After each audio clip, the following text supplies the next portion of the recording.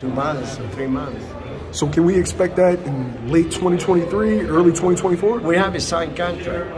Oh. So he will fight. And besides that, A signed contract that Morrell is after. Morelli will fight Benavidez regardless. Immediately after.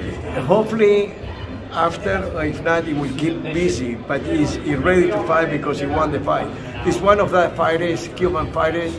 He have no fear, and he make his decision that is the fight that he won. Champions and the boxing superstars, where are you? I'm waiting, let's fight. I'm the most avoided boxer. The untouchable True School Sports Empire proudly presents something the boxing games are missing. Hey, what's going on? It's your boy BT, and I came here to talk some boxing with the thousands of True School Sports subscribers. Alright, so listen, while I was on my little break, I still did keep a little bit of an eye on the boxing news, so anything that was big news, I pretty much caught wind of and I heard. And one of the main stories that I heard over the past 2 weeks that kept going through social media, and it was really kind of pissing me off, honestly, because you know, unfortunately, I was blessed with this gift to have a long memory when it comes to boxing and narratives and things promoters and managers say. I don't forget these kind of things, right? So these rumors spread about David Benavidez and Sampson David making this gargantuan offer to Canelo Alvarez to fight. Couple days go by, and basically you come to the point where they say Canelo Alvarez never accepted the offer. They never responded to the offer. But as you guys saw in the beginning of the video from YSN Sports Media, by the way, shout out to Jamil Parker, YSN Sports Media. I got the clip from his channel, so go subscribe to him. I'll leave the link for you guys in the description and the pinned comment. But like you saw in the interview on YSN Sports Media, that clip was from before Benavidez even fought Caleb Plant. And you clearly hear Sampson saying, we have a signed contract with David Morrell Jr. to fight next. Should he get past Plant? And obviously he did. And you can hear Jamil asking him, will it take place in the latter part of 2023? And that's always been the move, right? So I can't stand David Benavidez for this reason, because his whole tough guy reputation has been built on lies from Sampson. Now, I've always wanted to see Benavidez light heavyweight. I've always wanted to see him move to 175, fight the guys up there like Bivol, Beterbiev, them kind of guys. Try to put your foot on the gas, make them fights happen. I know it's the whole top rank, PBC, but that's bullshit. If they want the fights, they can make them happen, right? So I've always wanted to see those fights. And I continuously see Benavidez get this ridiculous pass from boxing fans and the media for not moving up to 175. And it's pissing me off, right? So I'm sitting here the whole time watching this whole Canelo, Sampson, David Benavidez thing go on.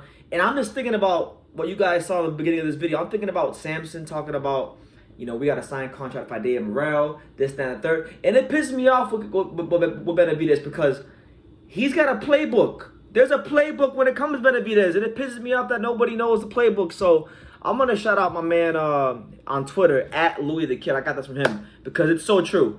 There's steps in the Benavidez marketing tactics, and I'm gonna read you what my man Louis the Kid said, all right, on Twitter, because this is stone cold truth. This is the playbook on David Benavidez and these narratives that he's this monster. All right. Step 1, you sign a contract with the fighter. So in this case, you sign a contract with David Morrell Jr. Okay. Step 2, before announcing the signed fight, so before you actually let the public know about the fight that you already signed for, start spreading rumors about negotiations with Canelo Alvarez. Yeah, we offered him $50 million. Yeah, he doesn't want to fight. He's not getting back to our offers. He's a fucking pussy. I'll put him in the hospital. All that bullshit. All right.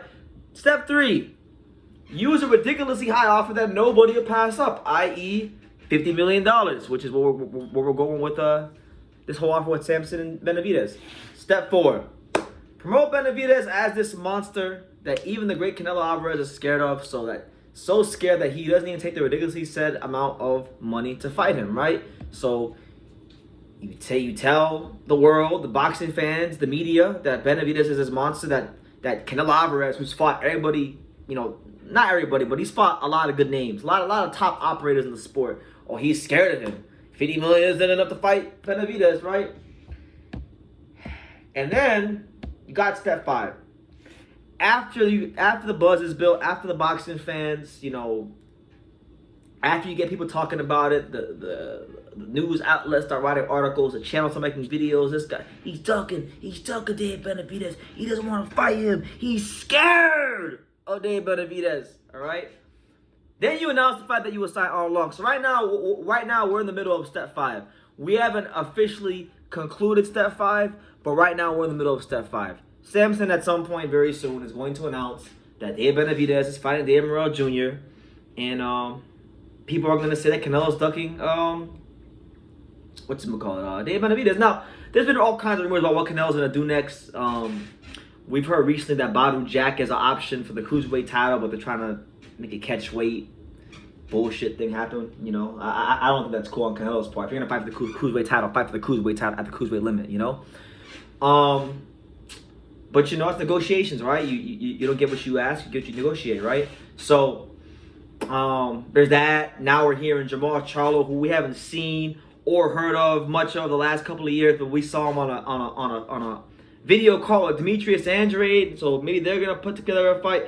And then I keep trying to tell you guys, the ace in the hole that Canelo has that nobody's talking about is gonna be happening next week. Now I'm gonna tell you guys this: if Canelo Alvarez doesn't announce his fight by the end of next Saturday, Edgar Berlanga's fight next Saturday against Jason Quigley. If he beats Quigley and looks good enough to in the fight, don't be surprised if that's a fight that's made. Don't rule that out.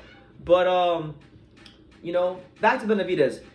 You guys and a lot of the boxing fans, I mean, Benavidez is a great fighter. I'm not taking nothing away from him. Like, I like watching the fight. When it comes to what goes on in the squared circle, Benavidez can fight. He's a dog. He's a really, really, really fun fighter to watch, and he's worth our time, energy, and attention. But it's just all this other fugazi bullshit, that really turns me off to Benavidez. It's like, man, people keep telling me, they say BT True School. Canelo ducked David Benavidez because he didn't accept a $50 million offer. But what I'm telling you guys is that there wasn't a $50 million offer because it's bullshit, because they already had a contract signed David Morrell. So it's all clout chasing. It's all marketing to get Benavidez's name in the headlines more. And that's just what it is. So that's what it is. Now look, I'm a Christian, I believe in the Bible. Bible says there's a time and place for everything. There's a time to laugh, there's a time to cry. There's a time to love, there's a time to hate. All right? All that stuff. And right now, it's just not the time for Canelo Benavidez. Now, when the time is right, because that's what Sampson's doing, Sampson is using Canelo's name for his fighter, David Benavidez, to make his name bigger, right? Because this will then thus in turn, increase his market value so that when it does come time to really negotiate a Canelo fight, Benavidez will actually get, the most he possibly can for that fight. And whether he wins or loses, that's up to him in the ring. But that's where we're at. So I'm just saying this, guys. Look, stop falling for the Sampson Lukowicz, David Benavidez playbook. Canelo's not ducking them. And you guys know I'm not like a huge Canelo fan, so it's not like I'm a fanboy or nothing like that. I'm not a huge Canelo fan. But how could you say he's ducking? They literally couldn't shut the fuck up about how David Morrell Jr., we're going to fight David Morrell Jr., and Mexican monster this, and Morrell Benavidez that. All right? And now all of a sudden, now you have this treasure chest of money that you just plucked from the sky. Come on, man. Think. I'm gonna tell you right now. This is all gonna cost Benavidez and Sampson. When and if they ever get to a point where there are real negotiations with Canelo, their desperation, their eagerness, their as women would say towards guys on Instagram, them being thirsty for the Canelo fight, this is going to get them severely fucked at the negotiating table. And it's unfortunate because what's going to happen is Canelo's going to put in some sort of clause. He's going to use the desperation against them. Benavidez will probably, I don't know if he'll lose, but, you know, if he does lose, right? If he does lose, they'll blame it on the clause. And, yeah, that's what it's going to be. But mark my words, Canelo Alvarez is going to take note of everything that's been happening all these years with Benavidez.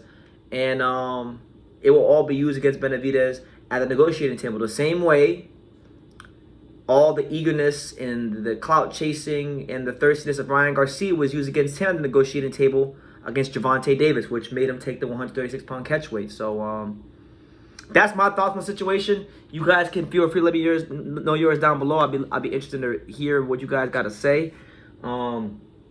Make sure you guys take the time to subscribe. And like I say in every single one of these videos, you can love me or you can hate me. But I'm just a kid from Dingus. So until next time, take care, guys. Thank you for watching another video on the untouchable True School Sports Empire. We're here at the Hatanaka Boxing Gym in Nagoya, Japan. And for more great videos just like this one, make sure you guys click right here.